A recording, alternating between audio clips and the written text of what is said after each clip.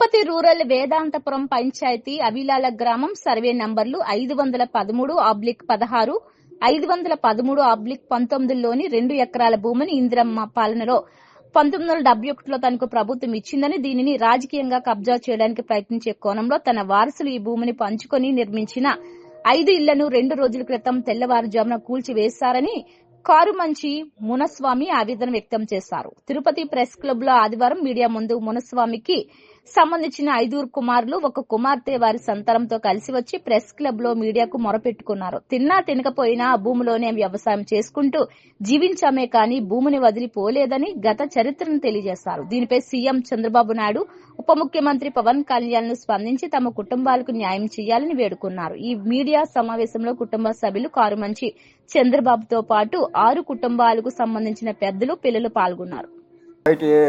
మొత్తం రేక్ షెడ్లతో కూడా కొట్టేసినారు. వర్షాలు పడుతున్నాయి, మాకు ఎటు ఆధారాలు లేవు. గవర్నమెంట్ మాకు ఎక్కడ ఒక సెంటు భూమి కూడా డీపటాన మనం ఎక్కడ ఇచ్చినట్టు దాఖలాలు ఏడలేదు.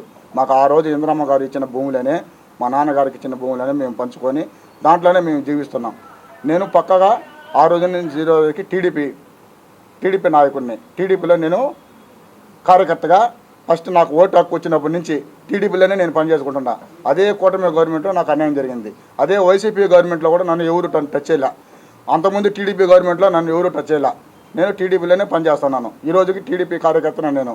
కూటమి గవర్నమెంట్లో ఈరోజు కొంతమంది నాయకులు, పెద్ద తలలు మా భూమిని కబ్జా చేసి మమ్మల్ని అందరినీ తరిమి మా భూమిని కబ్జా చేయాలని ప్లానింగ్తో రెవెన్యూ డిపార్ట్మెంట్ని ఉపయోగించుకొని మమ్మల్ని ఈ విధంగా రాత్రిలో ఇబ్బంది పెడుతున్నారు సార్. కాబట్టి మీరే మాకు, మీ మీడియా వారి మమ్మల్ని కాపాడవాలని మిమ్మల్ని కోరుకుంటున్నాం సార్.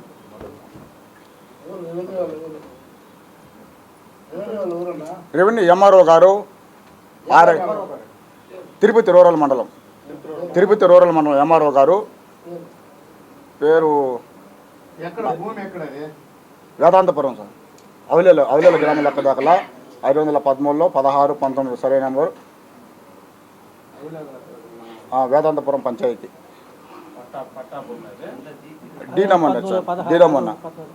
డీనమన్న. ఇప్పుడు ఆ పక్క అదే డీనమన్నలో ప్లాట్లు వేసి 513లో 16, 513లో 19 అదే ఐదనం ఇచ్చిన భూములనే మిగతా మొత్తం ఆ రోజు బడుగు బాలయ్య వర్గాలకు అందరికి ఇచ్చింది కదా, వాళ్ళ భూములంతా కొనుక్కొని పెద్ద పెద్ద నాయకులు ప్లాట్లు వేసి లక్షలు, కోట్ల రూపాయలు వ్యాపారం చేసుకుంటున్నారు. అది రెవెన్యూ గవర్నమెంట్కి కనపడటం లేదు, వాళ్ళకి చెవులు వినపడటం లేదు, కంటికి కనపడటం లేదు. ఎక్కడైనా ఎస్సీలు ఏదో ఒక చిన్న గుడి చేసుకున్నా, ఏదో ఒక చిన్న రేకు షెడ్ వేసుకున్నా అప్పుడు వాళ్ళకి అన్ని వాళ్ళకున్న పవర్ అంతా వాళ్ళ చేతిలోకి వస్తుంది. అప్పుడు వస్తుంది వాళ్ళకి గుర్తు. వాళ్ళు చదువుకునే ఒక చదువుకి పేదోళ్ళని అన్యాయం చేసే భాగంలో వాళ్ళు ఉన్నారు. కాబట్టి వాళ్ళు పేదోళ్ళని అన్యాయం చేసే దాంట్లోనే ఉంటారు. రెవెన్యూ గవర్నమెంట్ అంటే పేదవాడు ఏడ గుడి చేసుకున్నా, ఏడ రేకు షెడ్ వేసుకున్నా దాన్ని రిమూవ్ చేసేదానికి వాళ్ళ అధికారం, వాళ్ళ బలం మొత్తం ఉపయోగిస్తారు. అదే ధనవంతుడు బిల్డింగ్ కట్టి పిల్లరేసి బిల్డింగ్ కట్టుకున్నా అదే రెవెన్యూ గవర్నమెంట్లోనే పిల్లరేసి బిల్డింగ్ కట్టినారు. అది ఎంఆర్ఓ కళ్ళు కనపడవు, చెవులు వినపడవు. పెద్ద పెద్ద నాయకులకి తెలుసు, పోలీస్ డిపార్ట్మెంట్ తెలుసు, రెవెన్యూ డిపార్ట్మెంట్ తెలుసు, కింద స్థాయి నుంచి పై స్థాయి వరకు తెలుసు. రెవెన్యూలో పిల్లరేసి బిల్డింగ్లు కడుతున్నారని అదే భూమిలో. కానీ వాళ్ళ భూములకి అంచులకి పోనేపారు, వాళ్ళ బిల్డింగ్ల జోలికి పోనేపారు. ఎక్కడైనా దళితుడు గుడి చేస్తున్నానంటే అప్పుడే రెడీగా వాళ్ళ అధికారం అప్పుడే గుర్తు వస్తుంది. వాళ్ళు చదువుకున్న సీటుకి అప్పుడే విలువ వచ్చేస్తుంది. పేదవాడు అంటేనే ఏదో వాళ్ళకి పట్టినట్టు, వాళ్ళు పేదవాళ్ళని చూడనట్టు అట్నే నేరుగా వచ్చి అప్పుడప్పుడే వాళ్ళని కూల్ చేయడం, వాళ్ళ కాపురాలని ఈది పాలు చేయడం. ఇప్పుడు మేము ఇంతమంది ఉన్నాం సార్, ఇంతమంది అన్నదమ్ముళ్ళు, భార్యలు, బిడ్డలు, తల్లిదండ్రులు. ఇప్పుడు మా వాళ్ళకి ఇప్పుడు రేకు షెడ్ దొల్లిచేటప్పుడు రాయి కూడా పడిపోయి కాలు కూడా ఇదైపోయింది. లాగడం, వాళ్ళు పిల్లలు లాగడం,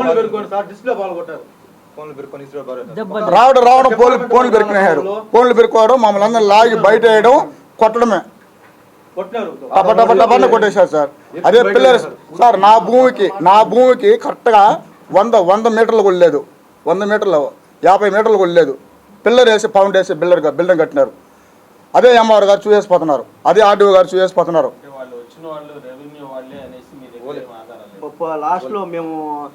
సార్ రెవెన్యూ వాళ్ళు చెప్తున్నారు కదా మేము దోషినాం అనేసి. ఫోటో యాడు సార్, మాకు రావడం మా చెల్లెలు బెరికి పెట్టుకునేసారు సార్, రావడం మా చెల్లెలు బెరికి పెట్టుకునేసారు. మాట్లాడుకోండి అన్నాడు సార్. మద్దతు చేశారు సార్ అంటే మీరు అమ్మారతో మాట్లాడుకోండి. తిరిచాన్నారు ఎస్ఐలు పోలీసులు వచ్చారు కదా, వాళ్ళని అడిగితే ఎంఆర్ఓతో మాట్లాడుకోండి, ఎంఆర్ఓతో మేము తోస్తాన్నాం అనేసి అన్నారు. పోలీస్ డిపార్ట్మెంటు ఎంఆర్ఓ గారు చెప్పబోతే పోలీస్ డిపార్ట్మెంట్ ఆ విధంగా చెప్పాలి. ఇస్తాం.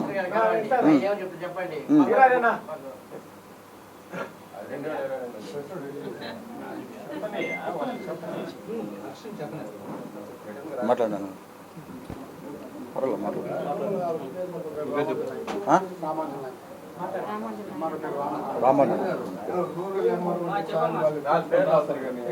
నమస్కారం సార్, నా పేరు నీలిమ. మా మామయ్య కోడల్ని. మా మామయ్యకి 5 మంది కొడుకులు, ఒక కూతురు సార్.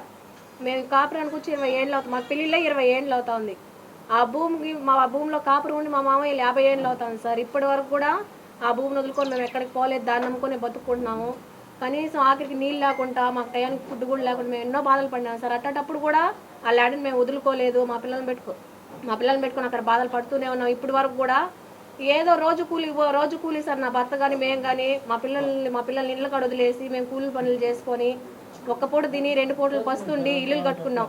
దానికో అది ఇల్లులు కట్టుకుని చూసి ఓరవలేక కొంతమంది మమ్మల్ని తీసి బయట వేసి 3:30 గంటలకు వచ్చినారు సార్. నైట్ 3 గంటలు 30 నిమిషాలకు వచ్చి మమ్మల్ని లాగి బయట వేసి, మా పిల్లల్ని లాగి బయట వేసి, అడ్డం వచ్చిన వాళ్ళ మీద తోయేసి మా దగ్గర ఫోన్లు పెట్టుకునేసినారు సార్. స్టార్టింగ్ ఫోన్ పెట్టుకొని స్విచ్ ఆఫ్ చేసినారు.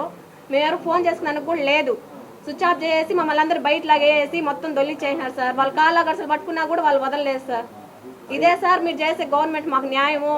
5-6 ఇండ్లు ఇదేనా? ఒక 50 లక్షల రూపాయల సొత్తు. మిమ్మల్ని ఓట్లేసి గెలిపించుకునేది ఎందుకు సార్? మిమ్మల్ని ఓట్లేసి గెలిపించుకునేది ఎందుకు? మాకు న్యాయం చేస్తారనే కదా.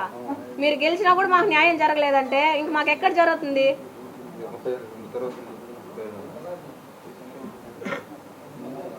సార్, నాకు 5 మంది కొడుకులు, ఒక కూతురు, 6 మంది. 1971లో పంచాయతీ ఫెసిలిటీ ఉండి 350 ఎకరాల దాకా నేనే కొలిచినాను. పెద్దగా కొలిచినాను. నాకు 2 ఎకరాలు ఇచ్చినారు. ఆ 2 ఎకరాలు సాగు చేసుకుంటూ ఆ రోజు ఈ రోజు వరకు పిల్లలు సాగుకుంటూ ఉన్నాం. మళ్ళీ వచ్చి